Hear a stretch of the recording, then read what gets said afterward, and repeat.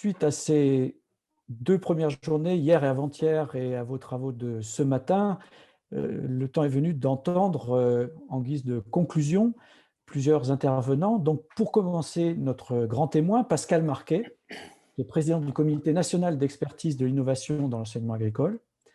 Vous êtes, professeur, Pascal Marquet, de sciences de l'éducation à l'université de Strasbourg. Vous êtes directeur adjoint de l'INSPE, par ailleurs responsable du, master conception, formation technologie, en ce sein. Et vos travaux portent depuis 25 ans pratiquement sur les usages des technologies de l'information et de la communication dans l'enseignement et la formation, dans ce qu'ils transforment les conditions d'apprentissage notamment.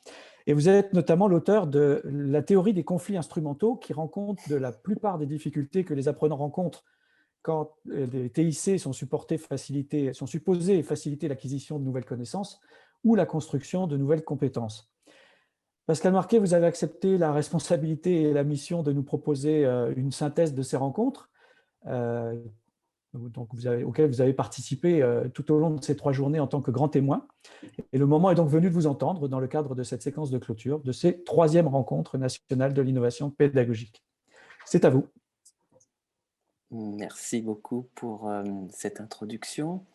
Alors, je vais partager les diapos que j'ai préparés en espérant que tout va fonctionner normalement. Ça a fonctionné pendant les essais, ça a l'air d'aller C'est parfait. maintenant. Ouais.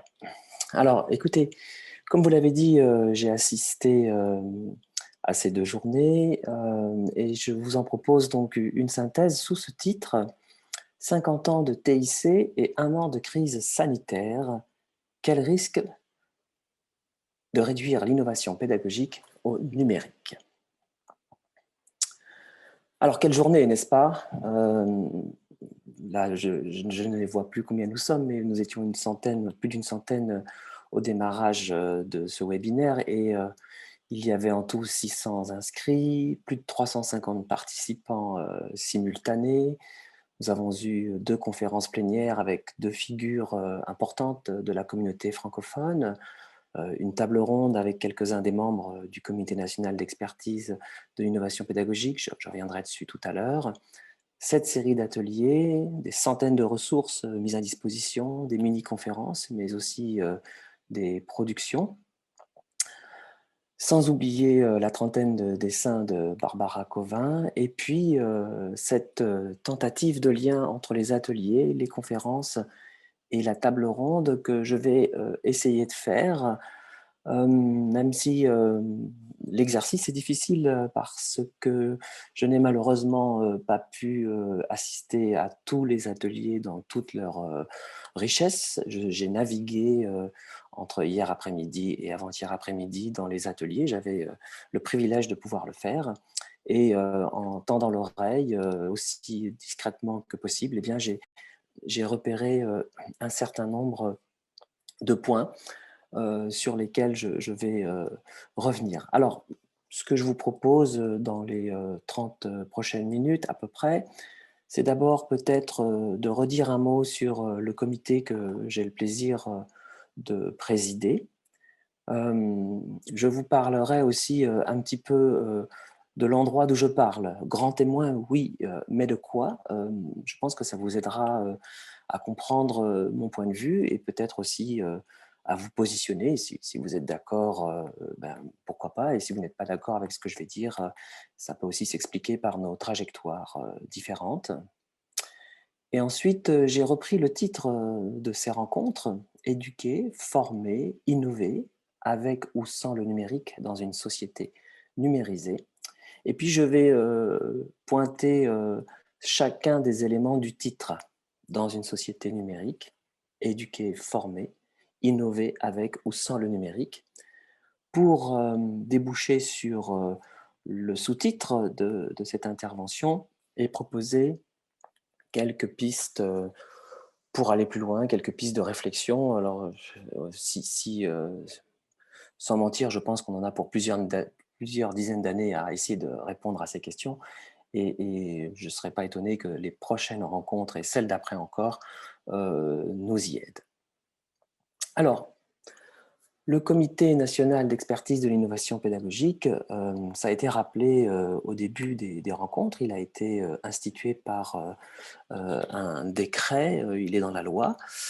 Et en fait, la lettre de mission que j'ai reçue, ainsi que les collègues qui le constituent, nous sommes 18 personnes, 9 personnes extérieures au ministère de l'Agriculture et de l'Alimentation, et puis 9 personnes internes, la plupart d'entre elles, toutes d'ailleurs, des cadres, des cadres dirigeants du ministère de l'Agriculture et de l'Alimentation dans sa dimension scolaire, recherche et enseignement supérieur.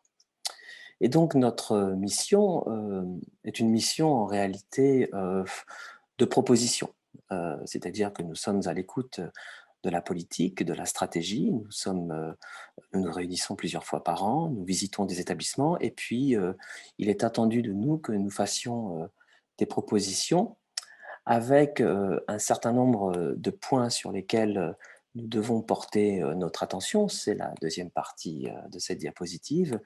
Tout d'abord, nous assurer que la plus-value de l'enseignement agricole est bien présente, toujours présente, que les éléments qui, on va dire, attirent notre attention soient transformables à des fins de formation initiale, continue et en direction des personnels, que nous restions attentifs à la dimension recherche de tout ce qui relève des expérimentations pédagogiques, et ce sera un des points, un des éléments de la conclusion que je ferai tout à l'heure. Vous voyez que le numérique n'est pas central, même si évidemment c'est un des points d'attention que nous devons absolument conserver.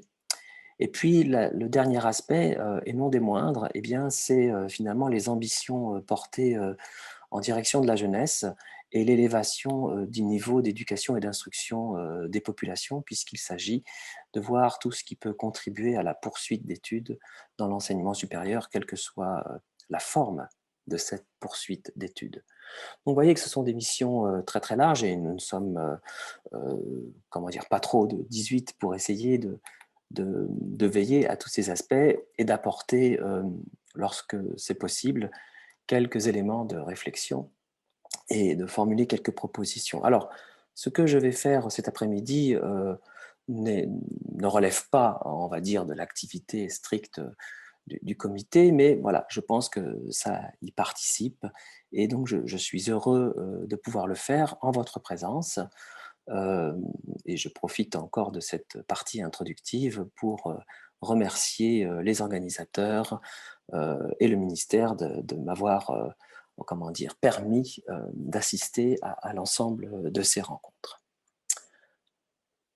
Alors, grand témoin, oui, mais de quoi? Alors, comme vous pouvez le voir sur cette vidéo, je ne suis plus tout jeune, mais je ne suis pas encore vieux. En tout cas, c'est comme ça que je me vois, et je pense que c'est important, sans trop m'étendre, parce que la présentation qui a été faite à l'instant de mes fonctions est tout à fait complète, mais je voudrais vous dire quelques mots sur le parcours qui m'a amené à accepter la présidence de ce comité. Alors, il y a sans doute dans les personnes qui nous regardent, qui nous écoutent, des gens de différentes générations. J'ai pu le voir dans les ateliers. Eh bien, en ce qui me concerne, je fais partie de la génération des personnes qui ont passé un baccalauréat scientifique avec une règle à calcul, comme vous pouvez le voir sur la droite en haut, alors qu'il existait déjà des calculatrices programmables, et les hommes et les femmes de ma génération se souviennent peut-être des fameuses Texas Instruments 57, 58 et 59. J'ai ensuite pu bénéficier de 3 ans de formation pour devenir instituteur, dont 2 années étaient à l'université. Et j'avais choisi à cette époque les mathématiques appliquées et les STAPS en majeur. Et finalement, tout vient de là, puisque pendant les études en mathématiques appliquées, j'ai fait la rencontre de cette drôle de machine que vous avez à l'écran, qui est une machine du nom de Apple II, et nous avions des enseignements de programmation et d'apprentissage donc du langage Logo à cette époque. Puis, j'ai pris des fonctions d'instituteur et ma prise de fonction a coïncidé avec les premières livraisons de matériel informatique du plan informatique pour tous. Et comme j'étais le plus jeune, eh bien, on m'a gentiment confié la mission d'installer les ordinateurs, de mettre en place le réseau Léanor, pour ceux à qui ça dit encore quelque chose. Et j'avais la charge de la salle informatique, puisqu'à cette époque, la salle informatique était la seule pièce sur laquelle il y avait des barreaux aux fenêtres dans une école.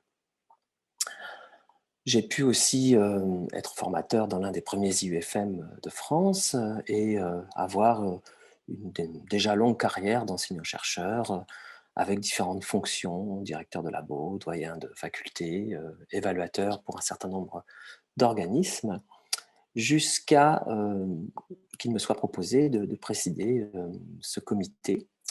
Et donc voilà, c'est ce parcours d'une trentaine d'années au sein de l'éducation nationale. C'est aussi un élément de curiosité pour moi de travailler pour le ministère de l'Agriculture et de l'Alimentation. C'est aussi mon rapport aux technologies numériques qui date de mes études supérieures, donc du début des années 80, qui ont voilà, alimenté mon intérêt pour d'abord les usages et dans un second temps l'innovation. Alors si je reprends le titre de ces journées et puis surtout les uns après les autres, les éléments du titre, et que j'essaie de faire le lien entre les conférences, la table ronde et les ateliers, lien que chacun d'entre vous peut naturellement faire de l'atelier d'où il était. Moi, je vais essayer de faire le lien entre l'ensemble des ateliers pour, en espérant que chacun d'entre vous s'y reconnaîtra naturellement. Alors, une société numérisée, qu'est-ce qu'on a entendu, qu'est-ce que j'ai retenu au cours de ces 2 journées précédentes? Il y a 2 dimensions, selon moi.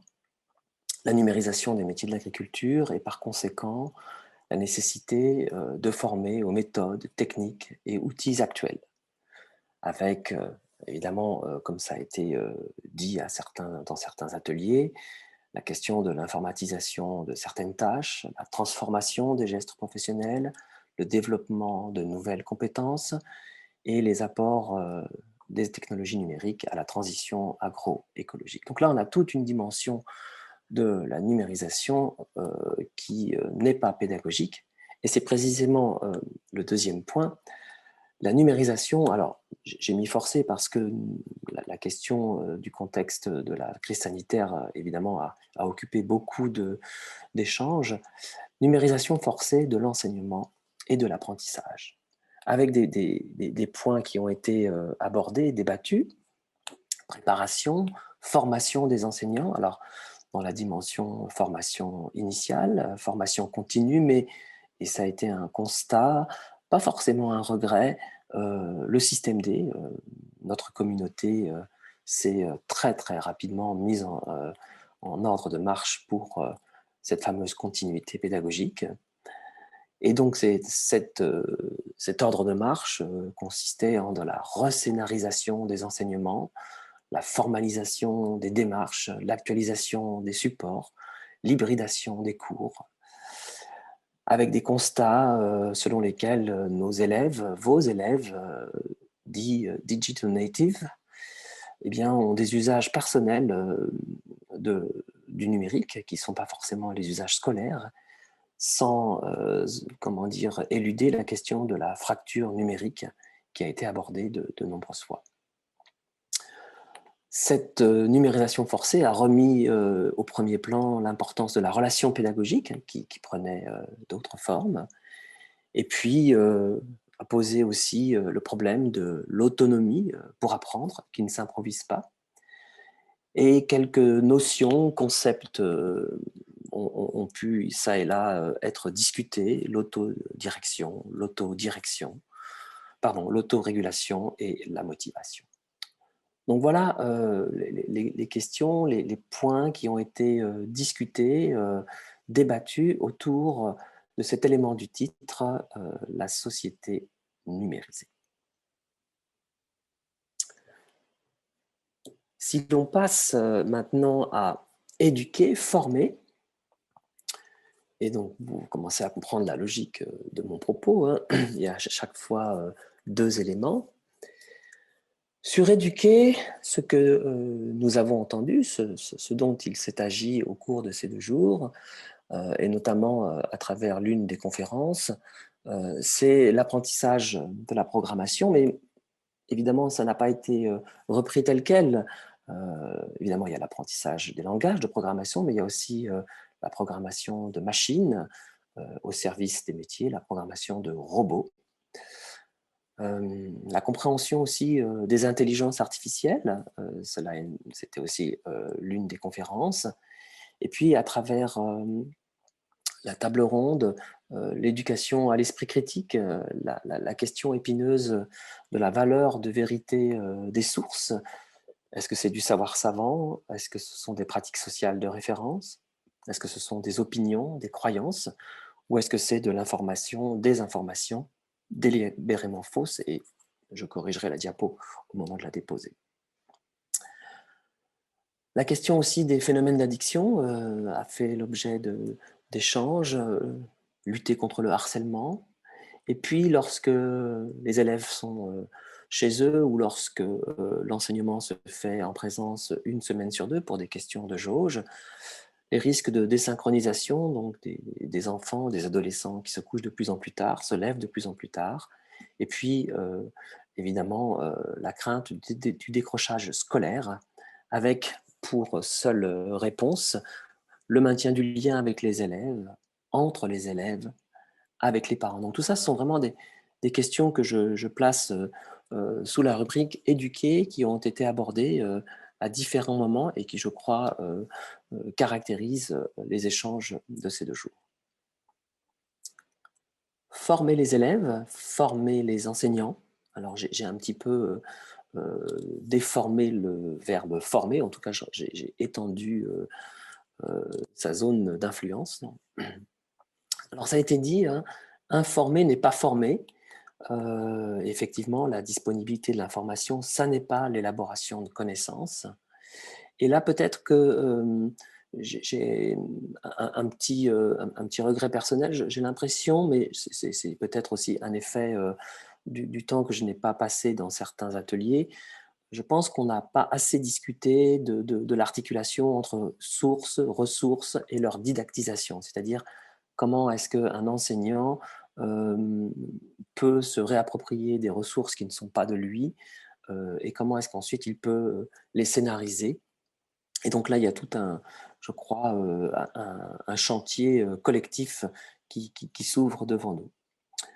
On a vu aussi des choses autour de former à la distance, par la distance, donc former les enseignants, hein, et former aux techniques soutenues par le numérique, classe virtuelle, classe inversée, apprentissage collaboratif. Il y avait de très belles choses sur ces questions.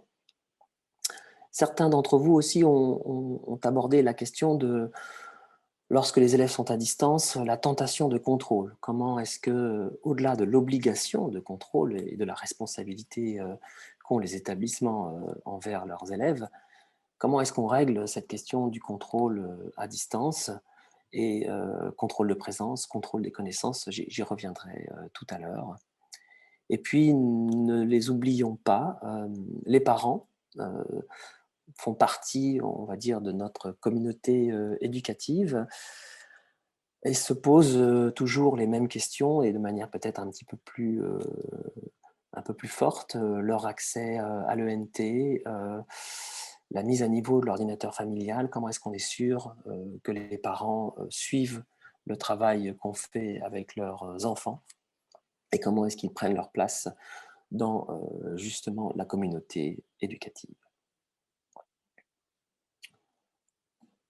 Autre partie et dernière partie du titre, innover avec ou sans le numérique. Alors, innover avec le numérique, vous l'avez dit, ce sont un certain nombre de contraintes. Et là, Je pense que tout le monde est très au clair là-dessus. Budget, équipement. Alors, équipement institutionnel, équipement individuel. À plusieurs reprises, effectivement, on a pu regretter que les élèves n'aient qu'un smartphone ou qu'il n'y ait qu'un ordinateur dans la famille. Et on ne peut pas faire la même chose avec la taille d'un écran de téléphone, aussi intelligent soit-il, qu'avec un ordinateur. Des problèmes de maintenance, des questions de NT, quelle plateforme, quels sont les outils fournis qui sont en concurrence souvent déloyale avec les plateformes grand public. Donc des choses qui nous préoccupent, qui vous préoccupent. Innover avec le numérique en direction des handicaps invisibles et des publics à besoins spécifiques, notamment donc les élèves 10. Il y a eu un certain nombre de choses qui ont été montrées. Et puis, innover avec le numérique, ce sont tous les logiciels en soutien à l'activité de l'enseignement. Et là, justement, la dernière année a permis de, on va dire, pas de mettre au jour, parce que ces logiciels existaient déjà, mais peut-être de faire en sorte que nous soyons plus nombreux à nous les approprier. Alors, vous les connaissez peut-être pas tous, mais voilà, les logiciels de quiz, de brainstorming, de cartes mentales, de documents collaboratifs, de création graphique, de podcasts, vidéo, audio, le détournement de jeux, et puis aussi les jeux sérieux ou serious games, avec en outre tout ce qui est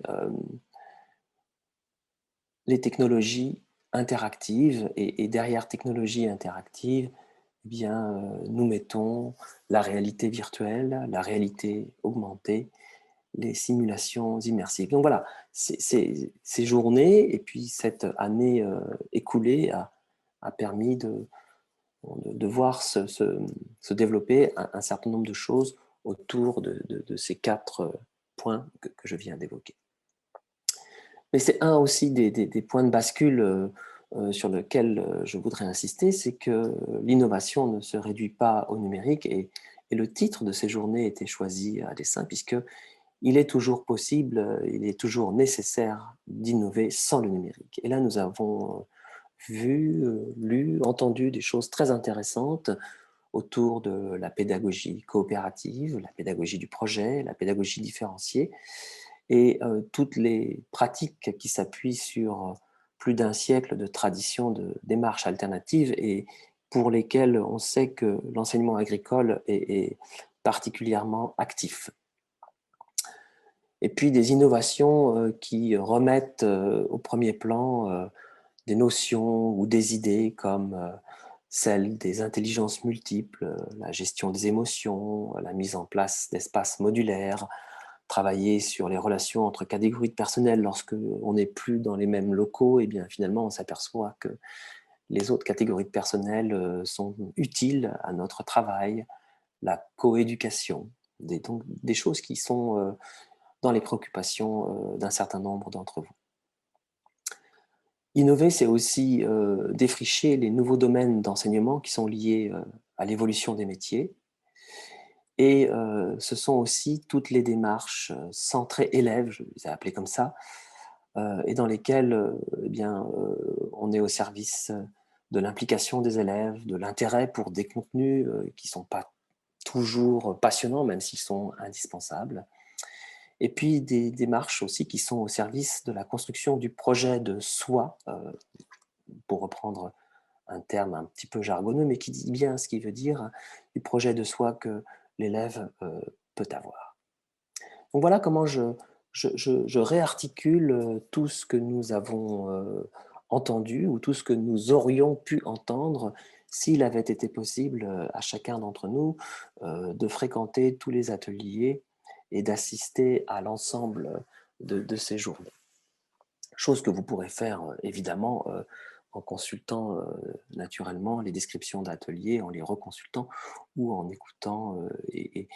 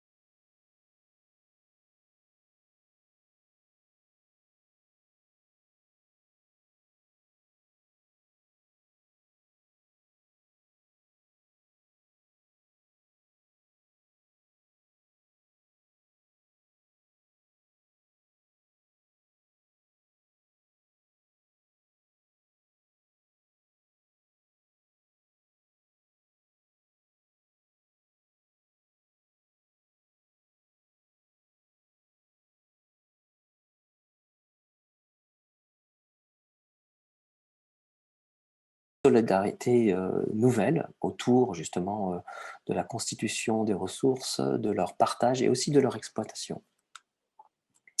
On peut peut-être aussi conserver les modalités d'évaluation des connaissances qui ont été imaginées pendant que les élèves étaient absents ou lorsqu'il fallait les évaluer à distance. Et ça a été dit dans l'une des conférences, peut-être que on pourrait de plus en plus donner l'accès aux documents de cours, aux ressources précisément, et évaluer lorsque c'est possible des éléments de réflexion, des éléments de production intellectuelle ou de production de solutions à des problèmes en temps limité, précisément exploitant les ressources au lieu de les avoir emmagasinées comme on est souvent tenté de le faire. Et puis, il reste les usages possibles de petits logiciels dont on a parlé tout à l'heure, quiz et autres, en classe. Ça, c'est quelque chose qui, à mon avis, peut rester et qui peut rendre un certain nombre d'enseignements peut-être plus, voilà, plus actifs, plus actuels aux yeux de nos élèves. Autre élément maintenant qui nous projette vers un avenir, au-delà des innovations, et là je reviens à des éléments de cadrage de la lettre de mission du comité national, il est important d'introduire des démarches d'évaluation des actions innovantes. Je ne dis pas qu'elles ne sont pas présentes, mais une des difficultés que l'on rencontre, que vous rencontrez, c'est naturellement l'objectivation, mais l'objectivation, on va dire, d'un certain nombre de choses. La description du dispositif, l'engagement des acteurs, le sens que donnent les acteurs, les processus d'apprentissage ou les démarches pédagogiques qui sont engagées dans ces innovations, ce qu'on appelle aussi le produit, c'est-à-dire quels sont les learning outcomes, qu'est-ce que les élèves en retirent. Et là, ce sont des démarches lourdes, pour être tout à fait honnête, qu'on a très rarement le temps d'introduire, mais qu'il me semble important de ne pas oublier, parce que précisément, elles participent de la diffusion des innovations et pourquoi pas de la réappropriation par les autres. Un petit peu au-dessus, il y a aussi la question on va dire, de produire du savoir savant sur les innovations. Qu'est-ce que ces innovations ont de particulier? Qu'est-ce qu'elles ont de commun? Quels sont leurs effets? Dans quelles conditions émergent-elles? Dans quel contexte? Tout cela participe de leur modélisation, finalement, de leur intelligibilité, d'écrire, prédire et pourquoi pas détourner des innovations au service d'un projet pédagogique ambitieux pour les élèves. Donc là, il y a tout un travail auquel il faut s'atteler. Alors évidemment, pas forcément les enseignants, mais, et c'est là que je débouche sur la dernière idée, c'est les enseignants et les enseignants-chercheurs à travers des recherches collaboratives, on trouve aussi le terme de transactionnel, qui me paraissent être, et comme c'est déjà le cas dans les Léa et dans un certain nombre, on va dire, d'actions financées. Il a été évoqué le démarrage d'une thèse précisément qui va adopter ce genre de démarche. L'idée donc c'est d'associer des enseignants, d'associer des enseignants-chercheurs, des formateurs dans des travaux scientifiques reconnus, financés, à la fois pour produire du savoir savant sur les pratiques professionnelles et sur l'éducation, hein, puisque en observant les terrains, en observant les acteurs, eh bien, on produit de la connaissance sur les faits éducatifs. Et puis cette connaissance nouvelle, eh bien, on va la mettre, elle se met d'emblée, et j'ai envie de dire spontanément, au service du développement professionnel des acteurs, et ensuite elle est réinjectée dans la formation des enseignants. Donc voilà quelques pistes de réflexion. J'espère que chacun d'entre vous a pu retrouver un petit peu des idées qu'il a apportées dans ses journées. J'espère que je n'ai pas oublié de choses extrêmement importantes qui auraient été échangées. Et si c'est le cas, eh bien, je reviendrai aux prochaines pour écouter les prolongements de ces discussions. Et puis, je ne résiste pas, pour conclure, à vous montrer un dessin qui circulait entre enseignants-chercheurs il y a un petit peu moins d'un an. Alors, vous n'allez pas avoir le temps de le lire et il sera disponible avec ce diaporama, mais voilà, et je crois que enseignants, enseignants-chercheurs, personnel administratif, euh, tous tous ceux d'entre nous qui ont essayé de faire du mieux possible depuis un an se reconnaissent dans ce dessin qui, naturellement, n'a rien à envier à ceux de Barbara Covin qu'elle a eu l'occasion de faire pendant ces 2 journées. Voilà, je vous remercie infiniment de votre présence cet après-midi. Vous êtes plus de 160 et donc j'espère vous avoir donné envie eh bien, de continuer le travail que vous faites et de nous revoir dans 2 ou 3 ans, selon les circonstances. Merci de votre attention. Merci à vous, Pascal Marquet. Merci beaucoup. Je vais vous proposer de quitter votre partage d'écran pour accueillir notre C'est fait. prochaine intervenante. Merci beaucoup. Merci d'avoir bien voulu vous prêter à cet exercice difficile, comme tout le monde le sait, consistant à résumer en quelques minutes 3 journées de travaux, d'autant, comme vous l'avez dit, que vous ne pouviez pas vous dédoubler dans les différents pôles, mais je pense que chacune et chacun aura apprécié la précision de votre regard, la pertinence de votre proposition de synthèse. Alors, le temps des questions, comme Merci vous le beaucoup. savez, ayant été réservé aux conférences et à la table ronde, je ne me risquerai donc pas à vous demander de préciser tel ou tel point de vos propos, considérant, au nom du plus grand nombre, me semble-t-il, la qualité de votre restitution. Merci encore, Pascal Marquet. Et effectivement, Merci à rendez-vous vous. à une prochaine édition.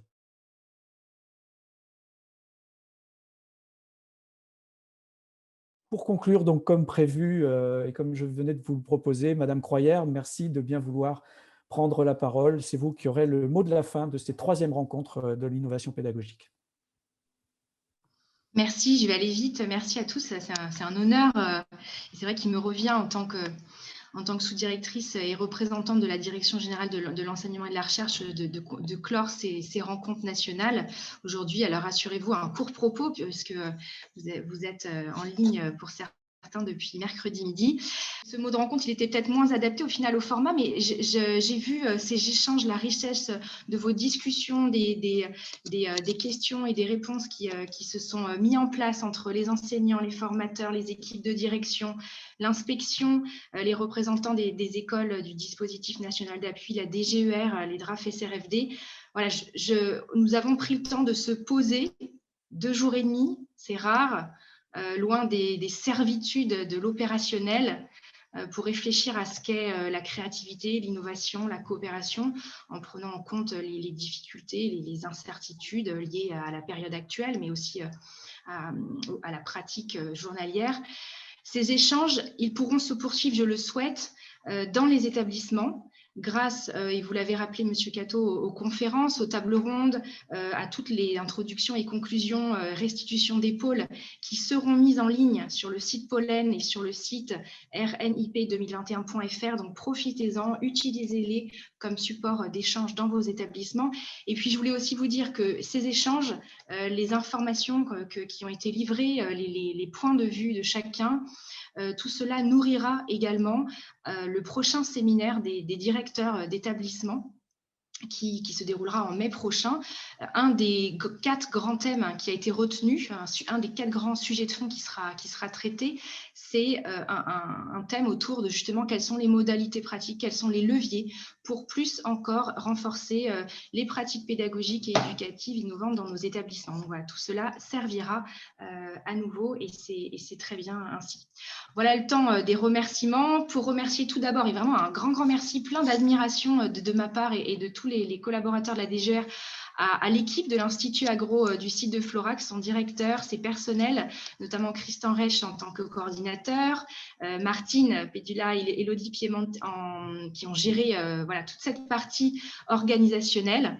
De même, Hélène Laxener avec son rôle de régulatrice, Cécile Trédaniel, qui a joué le rôle de facilitatrice, toute l'équipe technique de Florac et de Montpellier pour cette prouesse technologique, ces allers-retours dans les salles, dans les pôles.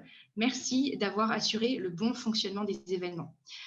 Jean-Charles Cateau, l'animateur, merci d'avoir insufflé votre dynamisme et votre professionnalisme dans ces journées. Barbara Gauvin, merci en tant que facilitatrice graphiste. J'ai pu voir quelques-uns de vos dessins, ils ont encore été projetés tout à l'heure. Vous avez aussi donné une autre dimension à ces journées, vous avez rythmé ces rencontres. Merci également à vous. Un remerciement très particulier et mes amitiés au président Pascal Marquet et à tous les membres du Comité national d'expertise de l'innovation pédagogique pour l'enseignement agricole. Vous vous investissez à nos côtés, vous apportez beaucoup et vraiment merci pour cette attention, ce regard que vous tournez vers l'enseignement agricole. Ça nous est très précieux. Je remercie également nos 2 conférenciers, Gilles Dewec et Bruno Delièvre, qui ont contribué à éclairer nos lanternes et à nous apporter leur connaissance. Merci à vous. Je continue, c'est rare que j'ai à faire des remerciements aussi longs, mais c'était un vrai travail d'équipe. Merci à tous les animateurs, coordonnateurs du DNA, l'inspection, très impliqués, qui ont assuré la création, l'animation des pôles, l'idée de chaque thématique de pôle et bien sûr, et j'en finis avec vous tous, participants de ces rencontres, formateurs, enseignants, membres des équipes de direction SRFD, dans les DRAF, mais aussi membres de la DGR. Vous avez contribué chacun à votre niveau au bon déroulement de ces rencontres et j'en profite enfin pour vous transmettre à tous, au nom de la directrice générale, et elle y tient, et vous verrez dans les établissements, vous allez tous recevoir une lettre de notre ministre qui vous adresse ces mêmes remerciements. C'est l'occasion pour moi de vous redire merci pour votre engagement auprès des jeunes depuis toujours, et encore plus avec les difficultés des derniers mois et les difficultés auxquelles nous sommes confrontés. Nous avons fait face, vous avez fait face à ces difficultés, on s'est adapté. On est agile, pragmatique. C'est votre sens du service public qui vous anime et votre volonté de faire réussir les apprenants qui assure le succès de l'enseignement agricole. Donc, merci aussi pour cela. Et je profite de cette conclusion pour vous le dire.